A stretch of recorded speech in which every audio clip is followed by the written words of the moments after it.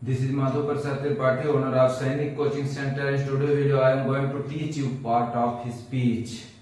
Part of speech का नाम आप सुने होंगे और पार्ट ऑफ स्पीच का नाम लेते ही आप सोच रहे होंगे कि अरे सर पार्ट ऑफ स्पीच कौन सा इतना इम्पोर्टेंट है। मैं आपको बता दूं कि ये बहुत ही इम्पोर्टेंट चैप्टर है और ग्रामर पे अगर आपकी मजबूत पकड़ बनानी है तो you must learn the part of speech. तो आज का लेसन है पार्ट ऑफ स्पीच डे 5। इस वीडियो के अंत तक आप बने रहिए। मैं वादा करता हूं आपसे कि आप भी थोड़ी देर के लिए सोचने पर मजबूर हो जाएंगे कि आने वाला ये वर्ब है या एडवर्ब है या नाउन है। फिलहाल मैं पढ़ाने के लिए आपको एक सेंटेंस जरूर दूंगा जिसपे आपको फाइंड आउट करना होगा noun, verb, pronoun, verb, adjective यानी पार्ट ऑफ स्पीच जितने हैं सबको आपको फाइंड आउट करना होगा। इसलिए आप वीडियो के अंत तक जरूर बने रहिए।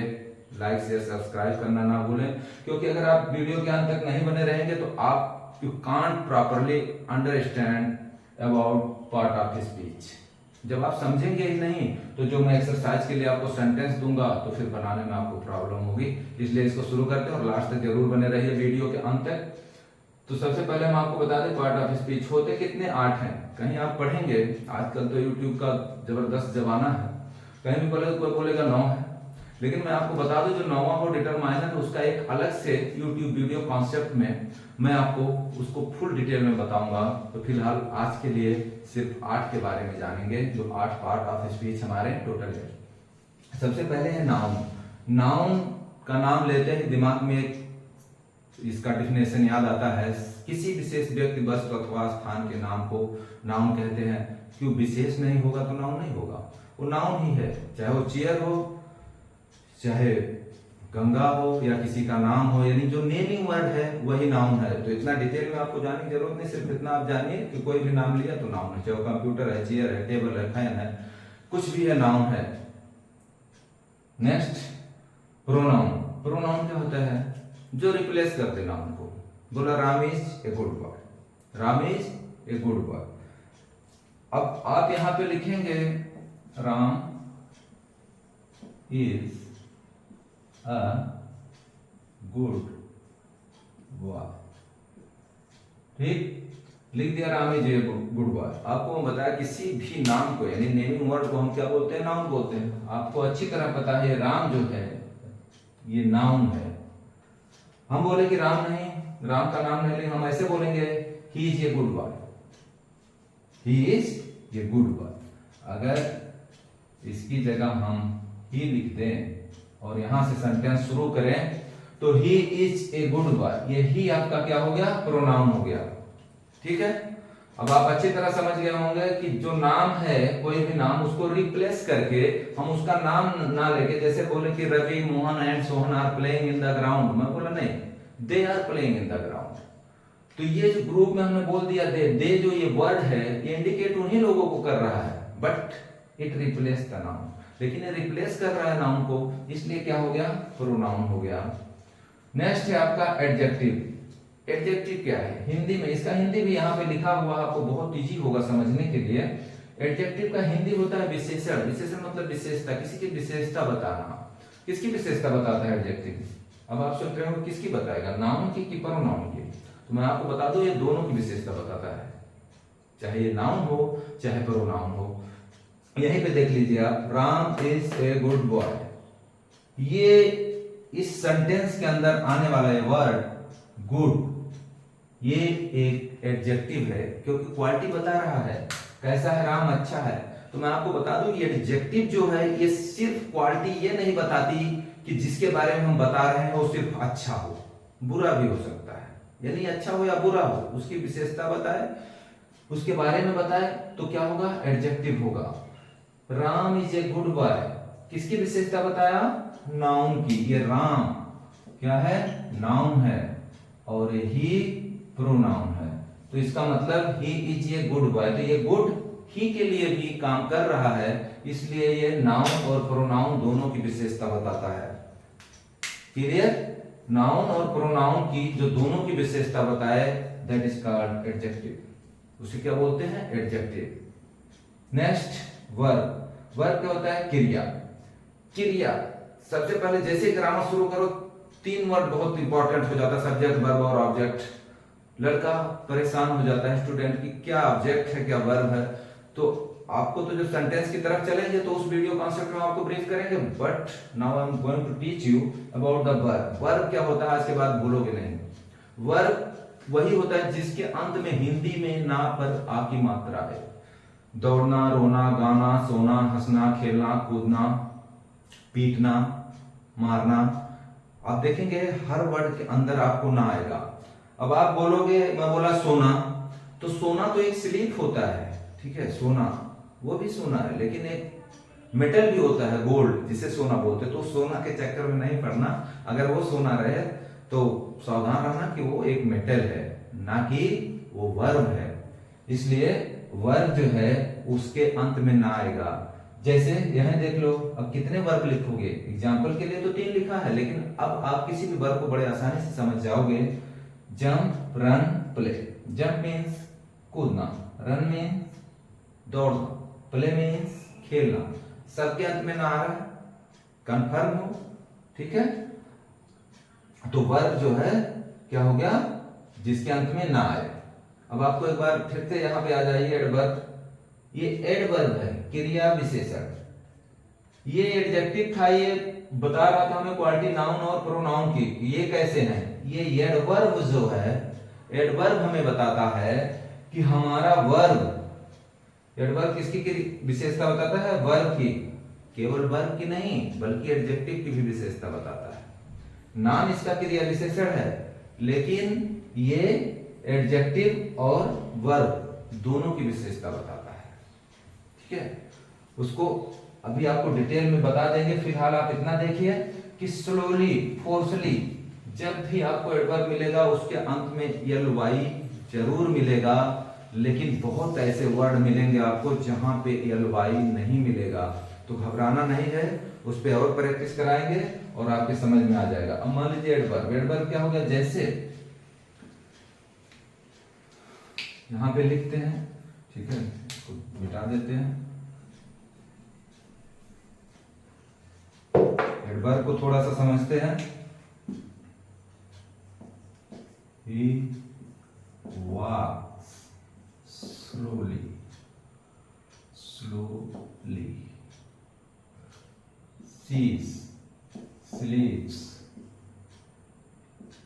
She sleeps late night.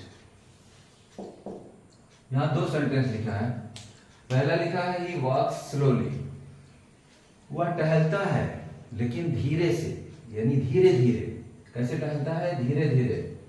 या तो बीमार होगा या तो उसकी आदत होगी, तो उसमें हम नहीं कुछ कर सकते, ठीक। चलता है कैसे, स्लोली। ये वर्ड स्लोली किसकी विशेषता बता रहा है, अब आप ध्यान से देखेंगे तो है किसकी, वर्ब की विशेषता बता रहा है। आने वाला ये वर्ड आपका जो है, ये वॉक्स, जो वॉक्स लिखा है, ये स्लोली इसकी विशेषता बता रहा है। वह चलता है या टहलता है कैसे, स्लोली। तो विशेषता किसकी बताया, वर्ब की बताया। ये वर्ड आपका वर्ब है और यहां पे लिखा है क्रिया विशेषण। ये एडवर्ब किसकी विशेषता बताया, इसकी, ठीक है, वर्ब की, ठीक। तो यहाँ आप बहुत आसानी से समझ जाओगे कि यहाँ पे ly लगा है, फिर भी कुछ नहीं समझ में आया तो आप ये देख के समझ जाओगे यहाँ ly लगा है, इसका मतलब एडवर्ब है। लेकिन यहाँ कैसे आप पकड़ोगे कि एडवर्ब क्या है। यहाँ लिखा हुआ है शी स्लीप्स लेट नाइट, यहाँ तो कोई ly नहीं है। वह सोती है कब, देर रात में, देर रात में सोती है, ठीक है। तो किसकी विशेषता बता रहा है, वर्ब की ही बता रहा है, ठीक है। तो ये लेट, आने वाला वर्ड लेट, ये भी एक एडवर्ब है, ठीक है, ये भी एक एडवर्ब है। अगर एक और सेंटेंस ले लें तो हम आपको एडजेक्टिव भी, क्योंकि मैं आपको बताया जो एडवर्ब है ये वर्ब की ही नहीं, इवन ये एडजेक्टिव की भी विशेषता बताता है। तो उसका एक सेंटेंस ले लेते हैं और आपको जिससे समझने में आसानी हो, ठीक है। He runs very fast, ठीक है, he runs very fast। अब इसका हिंदी हुआ ही रन्स वेरी फास्ट, वो बहुत तेज दौड़ता है। तो आप देख लो ये जो वर्ड है फास्ट, ये क्या है, एक एडजेक्टिव है, विशेषता बता रहा है। दौड़ता है, कैसा दौड़ता है, तेज दौड़ता है। लेकिन एडजेक्टिव को और बढ़ा चढ़ा के बताने वाला ये वर्ब, ये एक एडवर्ब है। क्या है, एडवर्ब है। तो आप समझ गए होंगे कि ये जो एडवर्ब है, ठीक है, ये सिर्फ वर्ब की नहीं बल्कि एडजेक्टिव, ये वर्ड जो है आपका एडजेक्टिव है, ये एडजेक्टिव की विशेषता बताता है। यानी आपका एडवर्ब जो है ये वर्ब और एडजेक्टिव दोनों की विशेषता बताता है, ठीक उसी प्रकार जैसे एडजेक्टिव नाउन और प्रोनाउन का बताता है। उम्मीद करता हूं आप समझ गए होंगे। नेक्स्ट है आपका प्रेपोजिशन। ये जो प्रेपोजिशन है, प्रेपोजिशन जो वर्ड है इसे बोलते हैं पूर्व सर्ग। हिंदी में इंग्लिश लिखना हो, सेंटेंस बनाना हो या इंग्लिश स्पीकिंग करना हो, यानी इंग्लिश बोलना हो, हर जगह जो वर्ड आपको डिस्टर्ब करता है दैट इज प्रेपोजिशन। जो बोलते हैं, अगर ये वीडियो वो भी देख रहे हैं तो उन्हें याद होगा, कभी भी आप बोलोगे तो यही डिस्टर्ब करता है आपको। बहुत से ऐसे वर्ड होते हैं, कहाँ पे आन लगाए, कहाँ पे एट लगाए, कहाँ पे अपान लगाए, कहाँ पे ओवर लगाए, कहाँ पे बेलो लगाए, कहाँ पे डाउन लगाए, कहाँ पे अप लगाए, बहुत से प्रेपोजिशन होते हैं। तो जितना आप प्रैक्टिस करोगे सेंटेंस में, उसको भी कराएंगे आने वाले यूट्यूब वीडियोस में। तब तक आप ये जानो ये छोटे छोटे जो वर्ड हैं, on, at, upon. On, at, upon को थोड़ा सा देख लेते हैं। ऑन एंड अपान को, इसको अभी यहां से डिलीट कर देते हैं। जैसे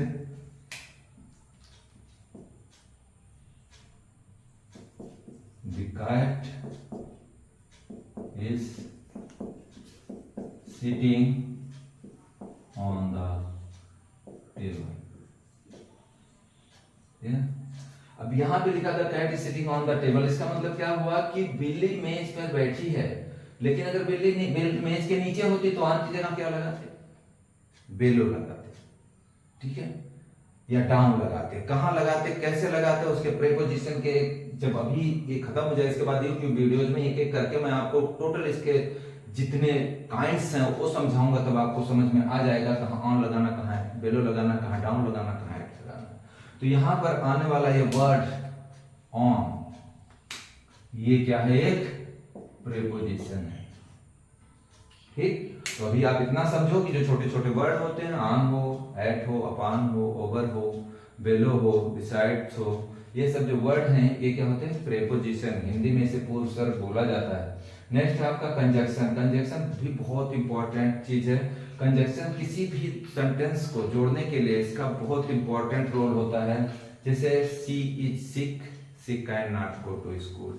तो सी इज सिक ये एक क्लॉज है, she can not go to school ये भी एक क्लॉज है। दोनों बना के अगर एक सेंटेंस बनाया जाए, एक सेंटेंस बनाया जाए तो बीच में हम एंड जोड़ देंगे। किस तरह से जोड़ेंगे,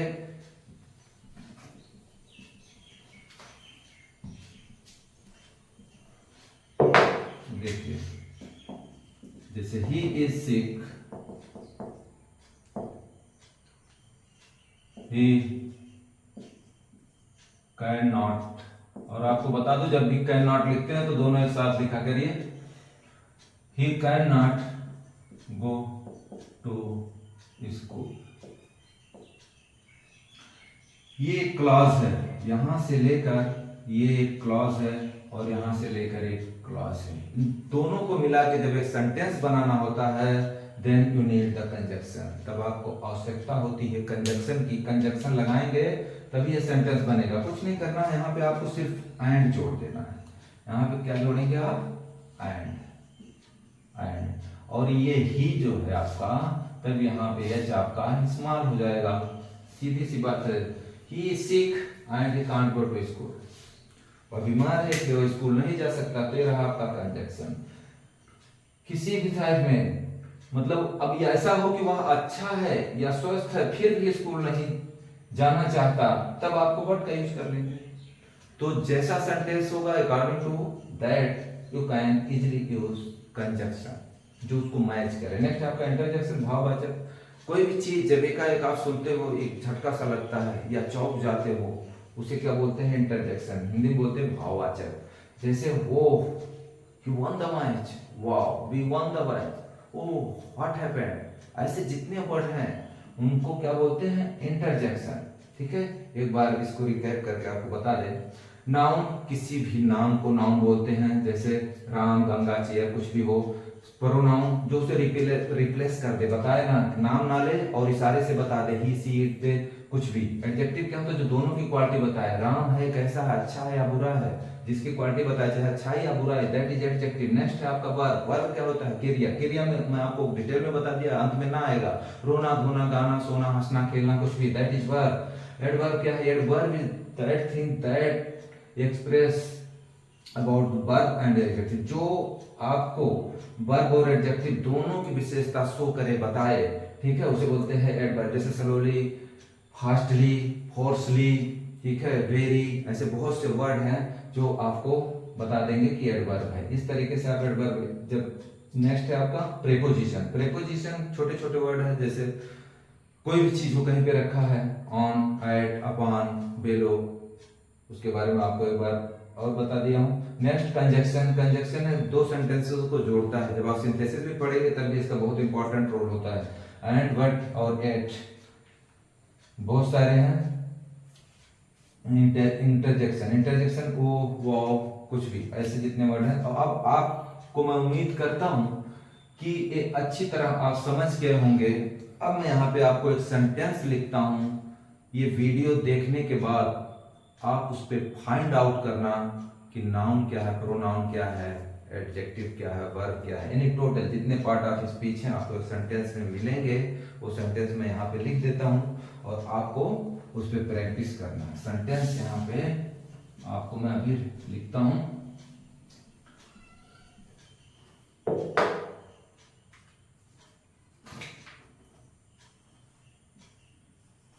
Well, he and my little child walk to the school slowly.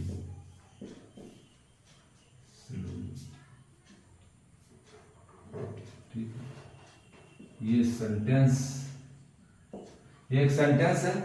अंत में आपके एक्सरसाइज के लिए इस पे आप जरूर फाइंड आउट करना कि नाउन क्या है, इसमें वर्ब क्या है, एडवर्ब क्या है, प्रेपोजिशन क्या है। और उम्मीद करता हूँ 8 के 8 इसमें मिल सकते हैं, तो आप कोशिश करेंगे, प्रैक्टिस हो जाएगी आपको। सेंटेंस क्या है, well he and my little child walk to the school slowly. ठीक है, और यहाँ पे आप जब इसको बनाइएगा तो बिल्कुल उससे पहले इस वीडियो को 1 या 2 या 3 बार आप पहले देख लो, जिससे अच्छी तरह आपको समझ में आ जाएगा। और जब समझ में आ जाएगा, इसके बाद when you will try to make this sentence and find out the part of speech, you can easily solve it. आप बहुत आसानी से सॉल्व कर सकते हैं। Thank you for watching this video, take care.